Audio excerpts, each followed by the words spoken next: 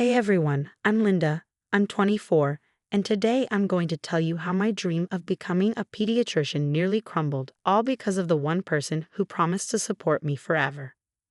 Have you thought about maybe taking a break from school? Matthew's question hung in the air over dinner. I froze, my fork suspended mid-air, instantly recognizing that manipulative tone he developed lately. We've discussed this before, I replied, keeping my voice steady. I'm not taking a break when I'm doing so well. It felt like deja vu, taking me back 2 years to the night we first met at my friend's gallery opening. He was everything I thought I wanted, charming, successful, and he seemed genuinely supportive of my ambitions. We got married within 6 months. Listen, babe, I'm just saying, we're not getting any younger. Don't you want to start our family? I was putting away my textbooks when my phone buzzed. It was Margaret. Girl, did you see the time? Rounds in 20 minutes. I panicked. Matthew, did you mess with my alarm again? He shrugged nonchalantly. It keeps me up at night. That's the third time this week, Margaret muttered when I arrived, rushing to the hospital. Something's off, Linda. I pushed it out of my mind and threw myself into my pediatric rotation. Working with kids reminded me why I fought so hard to be here. That was fantastic work with the Thompson kid, Dr. Chen said, catching me after rounds. You have a natural gift. Ever thought of specializing in pediatrics? I'd love that, I beamed. I'd be honored if you could mentor me. Absolutely, she smiled. You've got potential not many show. Later that evening, Matthew seemed unusually interested in my phone. Who's this Dr. Chen you're always texting? He asked, casually. She's my mentor. But wait, how do you know I'm texting her? I saw the notification, he said. I frowned. My phone was in my bag across the room. You've been checking my phone. Can you blame me? His voice rose. You're always at the hospital or studying. How do I know what you're really up to? I'm doing what I've always done, Matthew, pursuing my dream of becoming a doctor. You used to support that. That was before I realized how much it would take you away from us, he snapped, his eyes darkening. From our future family. Later, in our shared office, I noticed my laptop was open. I always closed it. Checking the browser history, I found searches I never made. He had been monitoring everything. The next day, at the pediatric ward, a tiny voice interrupted my thoughts. Dr. Mitchell, look what I made for you. Little Emma held up a crayon drawing. It's beautiful, sweetie. Is that us? Yeah. When I grow up, I want to be just like you. My phone buzzed again. Margaret. We need to talk. Matthew came by the study group asking weird questions about Dr. Chen. This isn't normal. I stared at the message, my hands trembling. The sweet man who swept me off my feet 2 years ago was disappearing, replaced by someone I barely recognized. I came home to find shredded study materials scattered across the floor. My laptop screen was shattered, the hard drive ripped out. What happened here? I asked, my voice shaking. Oh, those old papers. Matthew's tone was infuriatingly casual. I was cleaning up. They looked like trash. Those were my annotated study guides. My finals are next week, and my laptop. Maybe if you put as much effort into us as you do into your books, things wouldn't be falling apart, he snapped. Desperate, I called Margaret in tears. I don't know what to do. Finals are next week. Get over here now, she insisted. I've got your cloud backup from our last study session. But Linda, something's seriously wrong. As I grabbed my coat, Matthew's brother, Andrew, blocked my way. Listen, princess, my brother works hard to give you this life. Know your place and drop this doctor fantasy. Get out of my way, Andrew, or you'll regret it. At Margaret's place, things went from bad to worse. Your joint account is empty, she showed me, holding up her phone. That's impossible, I stammered. My student loan refund was just deposited. Together, we scrolled through months of withdrawals I hadn't made. My hands shook. The next day, Dr. Chen found me crying in the conference room. Here, she said softly, handing me a card. This is a number for a women's resource center. And Linda, this isn't your fault. He was so different when we met, I whispered, tears streaming down my face. Take this, she pressed a small notebook into my hands. Document everything, times, dates, witnesses. My phone buzzed with a message from an unknown number. Is this Linda? I'm Rachel, Matthew's ex-girlfriend. My heart skipped a beat. How did she get my number? Margaret found me, Rachel explained. Listen carefully. Matthew did the same thing to me 3 years ago when I was in law school. What do you mean? I asked, dread pooling in my stomach. He destroyed everything, my notes, my laptop, even my relationships. He kept saying a wife shouldn't have a career. I lost my scholarship because of him. Why are you telling me this now?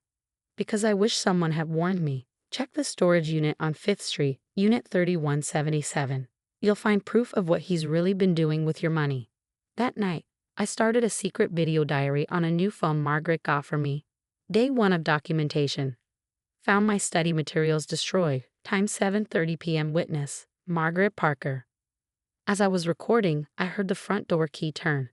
Quickly, I hid the phone under a pile of clothes. Matthew walked in, eyes cold and unfeeling. Still upset about those papers, he sneered. A real wife would be more concerned about why her husband had to destroy them in the first place.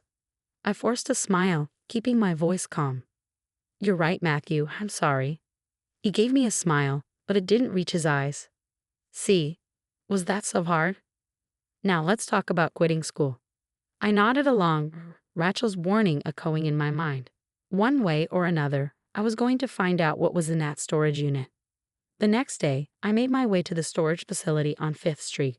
Unit 3177 was packed with boxes of real estate documents. My hands trembled as I flipped through files, falsified loan applications, forged signatures, illegal property transfers. I've been trying to track these down for months, a voice behind me said, making me jump. I turned to see a man in a suit.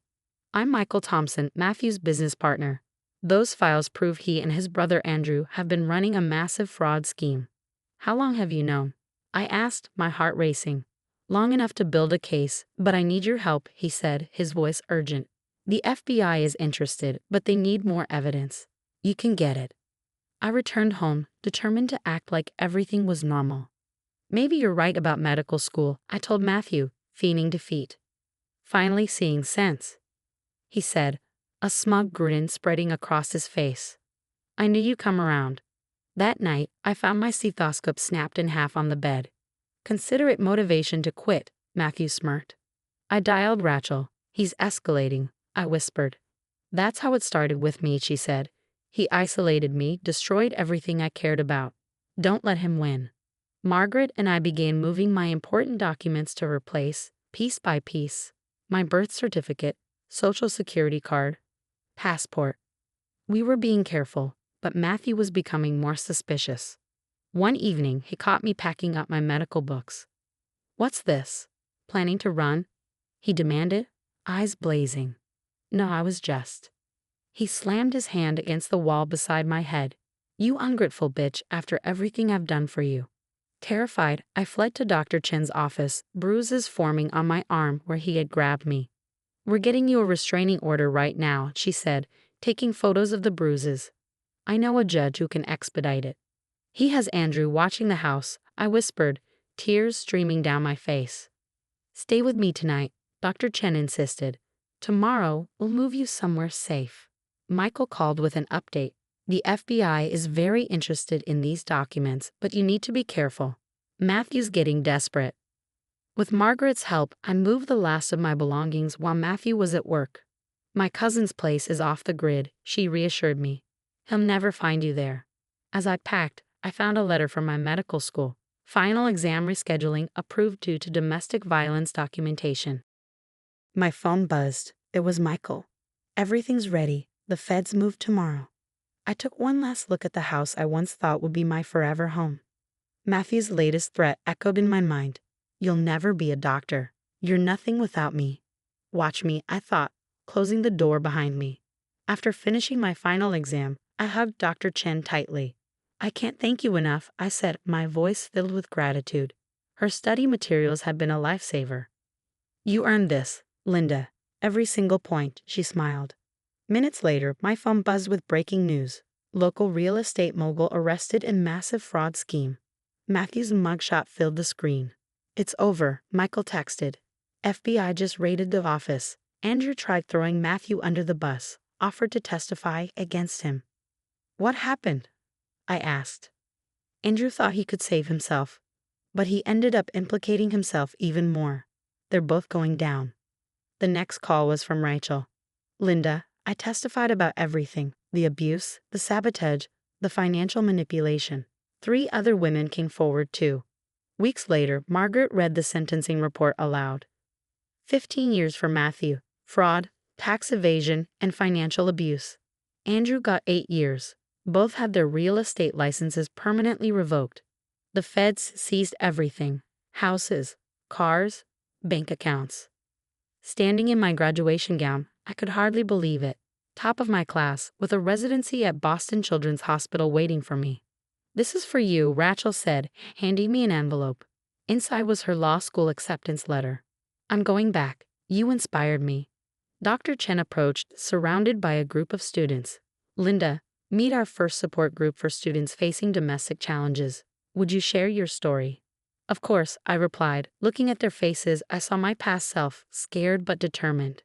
Michael had transformed the real estate business, making it entirely legitimate. "Your case helped us clean house completely," he told me one day.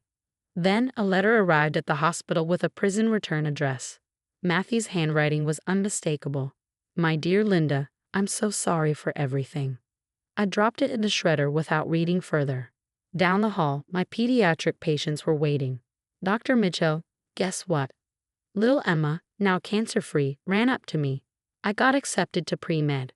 "That's amazing." I hugged her, remembering the drawing she had given me years ago.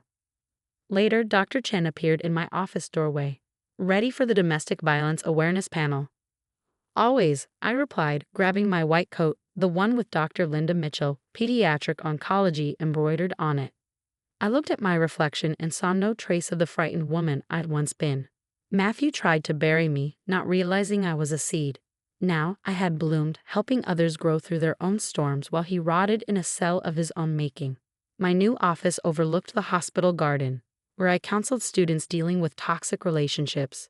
"Your abuser's biggest fear," I always told them, "isn't that you'll leave.